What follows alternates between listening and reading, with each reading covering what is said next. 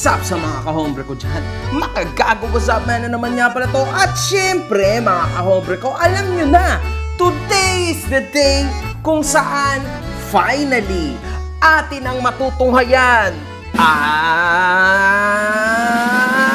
the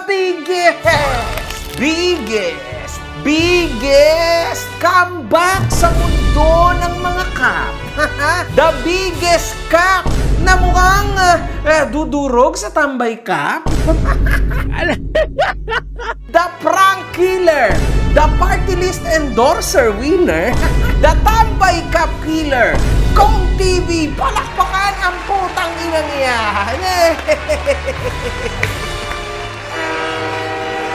San Pablo'y! Hinahanap mo ba ako sa Facebook? I-follow mo na ako. Eto ang page ko. Ba't di mo ma-call out si Kong TV? Ba't di mo magawa ng biggest si Kong TV? Ba't di mo magawa ng biggest si Kong TV? Ba't di mo magawa ng biggest si Kong TV? Tangina mo! Sa mga hindi nakasubaybay, meron na tayong ginawang content ukol kay Kong TV kung saan tinalakay natin ang pagkadismaya ng tao dito sa kadahilan ng inendorso nito. Ang isang party list, mga kahombre ko. Ang party list na kanyang inendorso nanalo. At nakapasok po yan sa 8th place. So mukhang technically, no, naging ayos yung endorsement niya. Mukhang malupit yung kanya na itulong dito.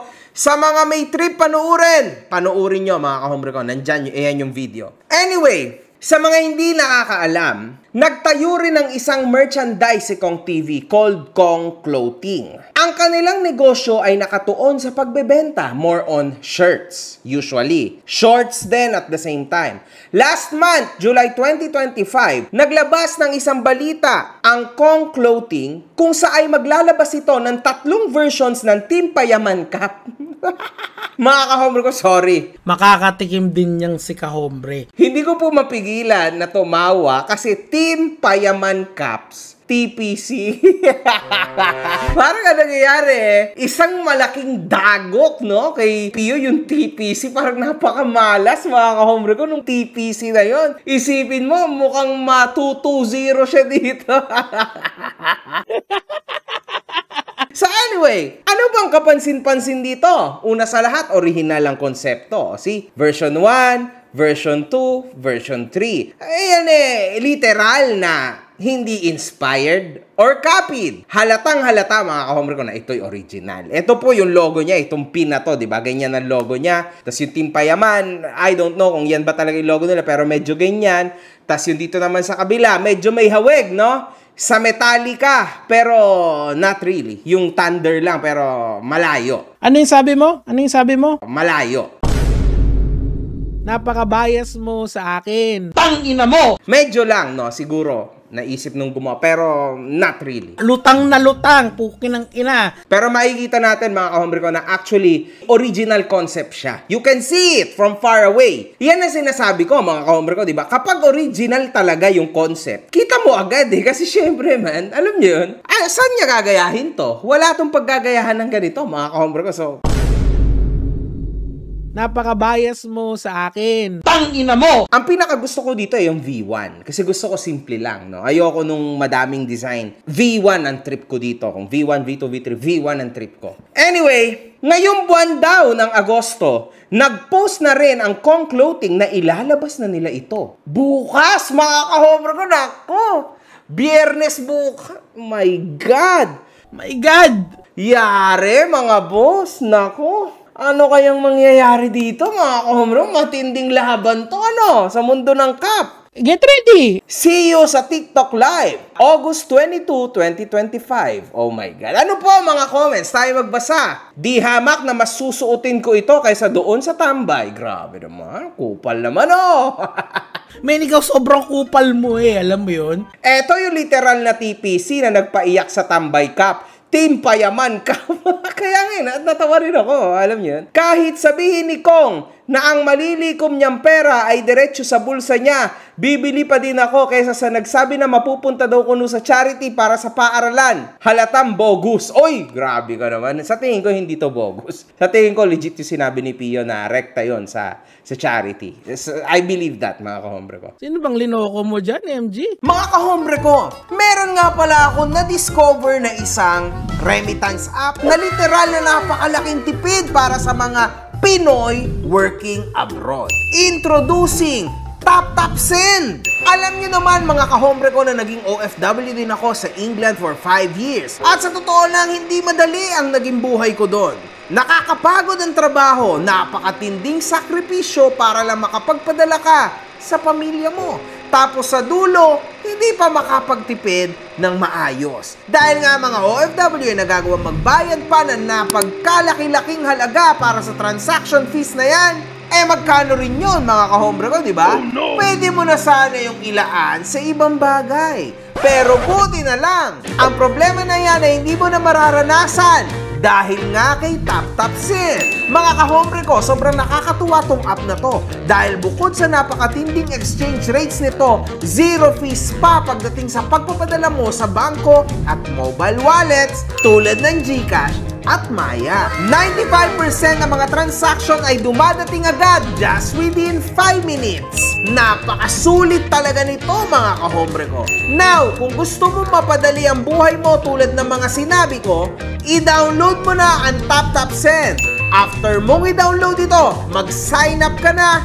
Pero syempre mga kahombre ko, huwag mong kakalimutan ang promo code ko na makagago nang magkaroon ka ng extra $20.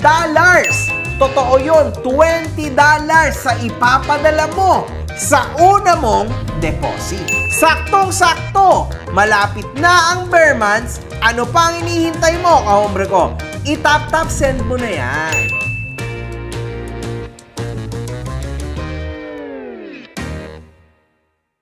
Ito yung cup na pag sinuot mo, palit mindset agad. Payaman ba naman nakalagay kaysa tambay? Oo nga, no? Talino nun, no? That's science, bitch!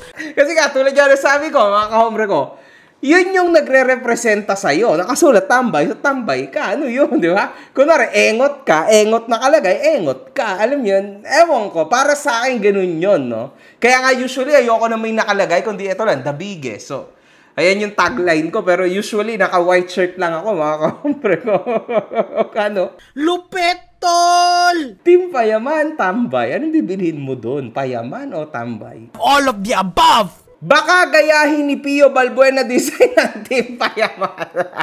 Grabe naman to mga boss. Mas may sense pa itong tawagin luxury brand kaysa dun sa tambay brand. Sana mura lang para naman makabili lahat. Yung tinatawag na pangmasa ang presyo. Anyway mga kahombre ko, magtataka kayo dito and actually nagtaka ako dito. Ito naman chismis lang, no? Chismisan lang tayo mga kahombre ko, no? Go! Para sa akin, Kong TV, as I told you guys, ay laging 2 steps ahead.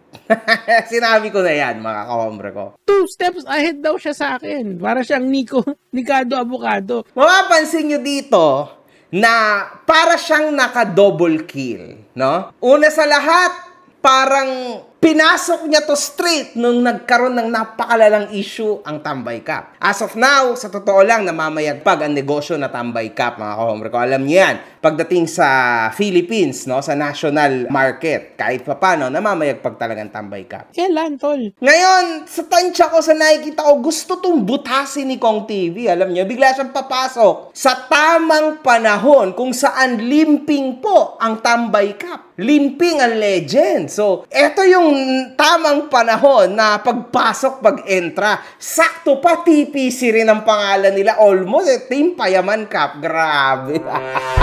Like, para po tong inorkestra ng may kapal, no, na mangyari para matuto ang mga dapat matuto. Ayaw nyo na ba? Ayaw nyo na ba talaga na wala na ba kayong decency? Thunderous entrance ang mangyayari dito, mga kahombre ko. Lala nito. And inevitable po na masisilip yung Tambay Cup versus Team Payaman Cup. Inevitable po yan na maihahalin tulad yan, tama? Tapos obviously, ang pipiliin ng mga tao, Team Payaman kasi syempre, Kong TV yan eh. I refuse! And anyway, mga kahombro ko, huwag nating kakalimutan. Pangalawa, si Pio Balbuena po ay may sama ng loob kay Kong TV. Papansin natin na hindi siya talaga nakasama ni Kong TV. Saan mo nakuha yung information na yan? Ayun yung pang double kill. Yung first kill yun. Ito yung pang double kill. Siguro, syempre, medyo may hidwaan sila nung nakaraan. At alam ko kahit lasing ako, nakainom pala sa live ko na to. Wala akong na-harm. Ang ayoko lang, yung pinaghirapan ko, hindi ko pala deserve. Shoutout sa inyong lahat, tol. Kaya ako, ayoko ng tropa eh. Kung magkakatropa lang ako, tas bullshitan rin lang, tama na. Doon na lang ako sa team tambay. Magkatampuan man kami ng mga team ko, kami-kabi lang yun. Kunin nyo kay Kong yan. Shoutout nyo si Kong. Kong, shoutout sa'yo. Game na o ano? Game na, di ba malakas ka? Game na, yung team mo. Kanya-kanya tayong plastikan no. Game na. Tinitira ka na, di mo pa alam. And now, eto na yung panahon na dudurugin kita. Low-key. This is what you call art of war. No? Di ba? Hindi halatang dudurugin ka, pero dudurugin kita pa ilalim. Pero clean and smooth lang. Paano mo nasabi yun? At yun ang mas masakit, mga kahombre ko. Masakit yun. Kasi never naman sumasagot ito si Kong TV sa mga stupid na issues. Kahit nga issue niya, hindi niya rin sinagot eh. Diba? So lalo na dito, na may nasabing something na hindi maganda si Pio Balbuena sa kanya, so definitely hindi rin siya sasagot. Kurutin mo sa ilong! Pak! Ganunin mo! Kaso lang, ayun nga, nakikita-kita ko na po, no, ang mangyayari bukas sa market dito sa atin pagdating sa Cup. It's gonna be trouble. Kinakabahan yan. Kasi sa tingin ko, kung magkaibigan si Kong TV at si Pio, for sure, papakiusapan niya ni Pio. Pre, baka naman pwedeng wag mo na ngayon ilabas. Baka naman pwede next month na pag hindi na mainit. Talagang sinakto po ni Kong TV. Galing no? Matalino mga kahombre. Matalino talaga. I don't know about that. Alam niyo, dyan talaga ako believe sa tao na ito eh. Kasi well ahead man. Kaysa sa mga influencers man. Para siya laging nakamasid lang, tahimik lang. Hinga muna tayo. Babanat. Fuck! Then game over. Combo breaker! Ayan yung maganda sa kanya, man. And you can see it. Makikita nyo rin sa subs niya, sa views niya, makikita nyo na talagang sobrang daming sumusuporta sa tao na ito, mga kahombre ko. For this reason, dahil iba talaga siya mag-isip. Kakaiba, mga kahombre ko. Magpatingin ka. May something ka sa utak mo. At mahirap po talagang kalaban si Kong TV, mga kahombre ko. Kasi meron din akong history dito kung saan dyan ko natanggap ang aking pinakaunang talo sa social media, no? Si Kong TV, wala talaga masabi dito. Kasi ano siya actually, sa social media, siya lang yung nakapagpabaon sa akin ng tuluyan. Hindi ko na siya kahit kailan sinabihan na masama even si V. Cortez. Kasi napahiya talaga ako ng todo kay Kong TV. Grabe, solid talaga yung fanbase niya. Putang ina. Iba yan. Title wave yan. Title wave. Talaga. Ang nangyari sa akin dyan, sobrang tanga ko noon. Bata pa kami. Sabay kami niya ni Kong TV. Okay. Si Kong TV, ang problema sa kanya, napakatalino niya kaysa sa akin. Ako, bobo talaga ako. Ang ginawa niya, dinala niya yung fame niya sa YouTube. Ako, wala. Wala akong alam dyan. So, ang ginawa ko, tinira ko siya sa YouTube or sa Facebook. Yun. Sumagot siya sa akin. Pagkasagot niya, nabaon ako ng todo. Yan, napahiya talaga ako ng todo. So, tinigilan ko na siya. Never again. Tapos, nagkaroon ulit ako ng sapak sa ulo. Tinira ko naman yung asawa niya. Just like that. Hindi ko alam kung ba't ko ginawa. Nag-sorry naman ako. So, yun. Ngayon, okay na kami. I mean, hindi kami okay. Hindi kami nag-uusap. Pero, Matagal na, parang matagal. pero si Kong TV, idol. Sa mga hindi nalalaman ito, punta na lang kayo doon sa Rise and Fall ko. Mapapanoorin nyo doon. Nandun yung full history. Pero anyway, mga kahombre ko, para sa akin kung ako, no, although hindi na kasi ako nagkakape. Dati, madalas akong nagkakape. Pero ngayon, hindi na. Pero kung ako ang papipiliin nyo, I'll go with that version 1. Maganda yung design niya, tas yung color, maganda. Makikita natin na yung colorways na ginamit din ni Kong TV ay napaka-original din, no? Mga kahombre ko, I think this time, naharap tayo sa isang legitimate at